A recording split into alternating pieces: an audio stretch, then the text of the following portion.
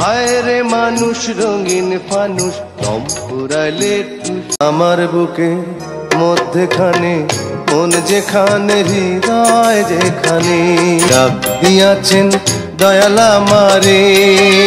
Andrew কিশোর, যাকে বলা হয় বাংলা গানের প্লেব্যাক সম্রাট। বাংলা সিনেমার জনপ্রিয় গানের 90% তার গাওয়া। জীবদ্দশায় 15,000-এর বেশি গান গেয়ে বাংলা গানকে নিয়ে গেছে এক অন্য উচ্চতায়। 80-র দশক থেকে শুরু করে 2010 সাল পর্যন্ত খুব কম সংখ্যকই সিনেমা রয়েছে যে সিনেমায় এন্ড্রু কিশোরের গান নেই। একটা সময় ছিল শুধুমাত্র এন্ড্রু কিশোরের গানের জন্যই সিনেমা হিট হয়ে গেছে। বাংলা সিনেমার গানে 40 বছর রাজত্ব করে গেছেন এই প্লেব্যাক সম্রাট। 2020 সালের 6 জুলাই ক্যান্সারে আক্রান্ত হয়ে মারা যায় লেজেন্ডারি এই শিল্পী। এবার মৃত্যুর 5 বছর পর আবারও প্লেব্যাকে ফিরছেন এন্ড্রু কিশোর।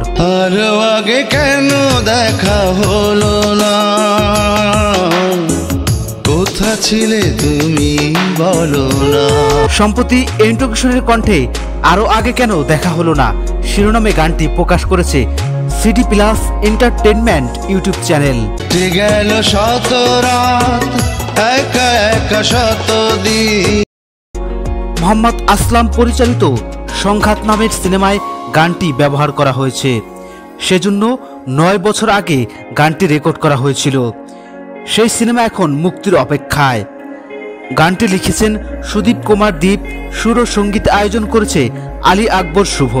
এন্ড্রু কিশোরের সঙ্গে কণ্ঠ দিয়েছিলেন নাজমুন মুনিরা ন্যান্সি।